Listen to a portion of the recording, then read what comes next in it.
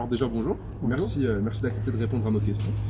Je vais commencer par vous demander comment vous faites à titre personnel pour sélectionner votre candidat à l'approche des présidentielles. À titre personnel, en regardant donc les médias et puis sur leur programme, ce qu'ils disent en général, ce qu'ils proposent en général. D'accord. Alors justement, vous me parlez des programmes. Est-ce que vous ne pensez pas que pour donc, les personnalités politiques, les programmes, c'est plus utilisé comme un outil marketing que plutôt comme un outil pour défendre leurs convictions? Les deux. Ok. Votre avis vis-à-vis de ça, est-ce que vous pensez que les choses vont évoluer positivement, négativement? Non. Ok, donc vous pensez que ça va continuer, que ça va empirer dans la démagogie? Empirer, non, mais ne pas bouger, je pense. Ok, très bien. Parce que c'est les deux, donc c'est marketing et donc ciblé et peut-être ce qu'ils pensent, mais bon, c'est toujours entre le moins et le plus, donc ça fait toujours ça avance, c'est toujours à zéro. Ok, très bien, merci. Alors, est-ce que vous faites la différence entre l'idéologie, la gauche, la droite, le centre, et les personnes qui sont censées les représenter? Oui.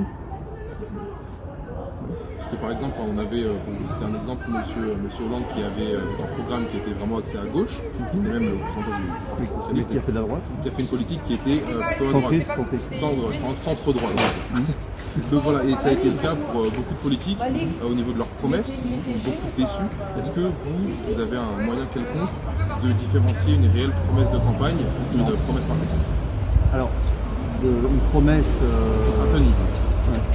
Rien ne sera tenu, parce qu'en général, lorsqu'ils disent des choses, ils se ressemblent systématiquement vers le centre. Donc ceux de droite reviennent vers le centre, et ceux de gauche pareil. Donc pour faire plaisir à tout le monde, et donc ça reste neutre.